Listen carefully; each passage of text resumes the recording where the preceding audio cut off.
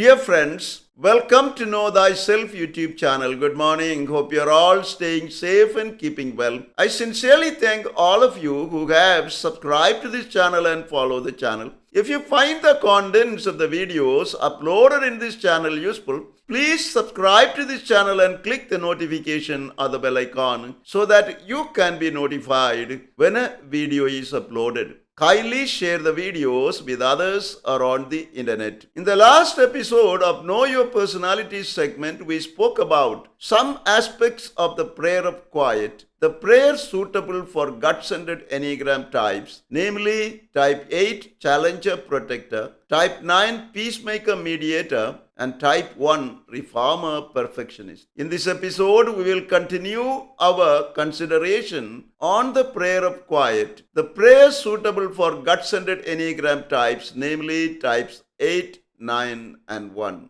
The prayer of quiet, the gut-centered prayer, like that of focus meditation, the head-centered prayer, and expressive prayer, the heart-centered prayer, aims at bringing about union with God through a dying and rising. Hence, prayer of quiet, the gut-centered prayer, is an entering into the experience of the passion, death, and resurrection of Jesus. What dies in the gut-centered persons when they engage in the prayer of quiet is not their deepest or true self that images God, but rather their illusion that their historical ego is all powerful and can be its own security is that dies. As the gut-centered person surrenders this illusion and assesses, that is, practice of strict self-discipline in prayer, and a sense of detachment develops in them. These in turn allow to grow in them greater dependence on God, leading to fostering union with God. Besides the gut-centered Enneagram types, challengers type 8s, peacemakers type 9s, and reformers type 1s prepare the ground for the influx of God's gifts by working on letting go their attachments so as to cultivate greater detachment. Challengers type 8s need to become free from their attachment to abuse of power manifested in bullying others, controlling and dominating situations, and power plays. They also need moderation of their passionate pursuit of justice when this leads them to oversensitivity to real or imagined injuries to their own rights and those of others. In such situations, they tend to be aggressive and punish others. They can also be attached to feelings of anger, get overstimulated, and express anger violently. They can use their overstimulation and anger with rash driving, dangerous activities, and the like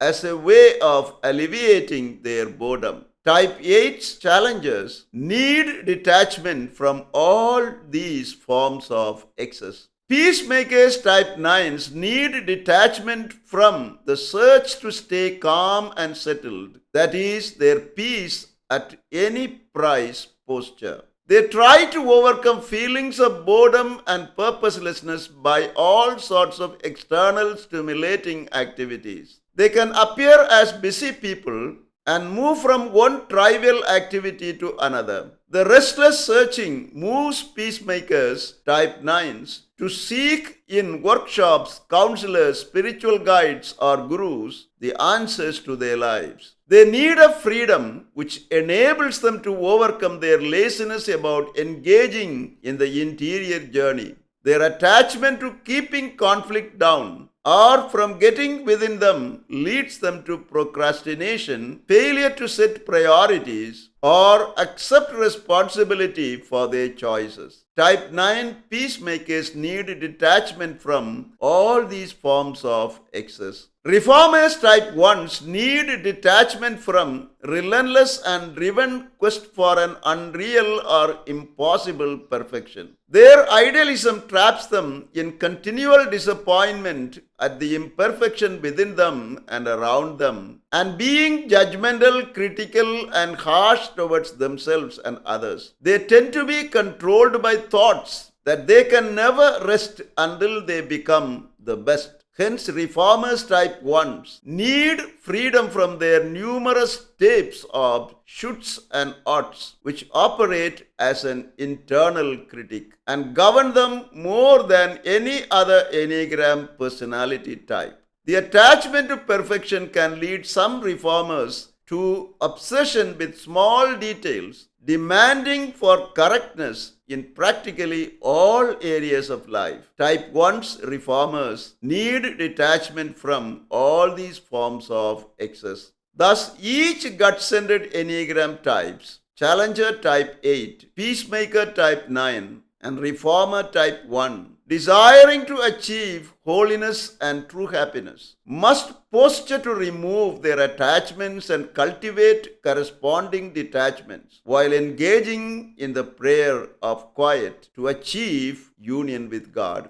Achieving detachment from their attachments breaks through the illusions of the historical ego and any forms of idolization of the self and fosters the practice of the prayer of quiet, leading to accepting with contentment whatever happens in life. When this happens, gut-centered Enneagram types do not seek results or consolations, but continue to be attentive to God through the prayer of quiet and find union with Him. Thus, on the one hand, the prayer of quiet facilitates the slow relinquishing of all desires and attachments and helps letting go anything and anyone that prevent them from a full surrender to God. On the other hand, overcoming attachments and growing in freedom, the gut-centered Enneagram types 8, 9, and 1 become persons capable of simply waiting on God in the prayer of quiet, turning them into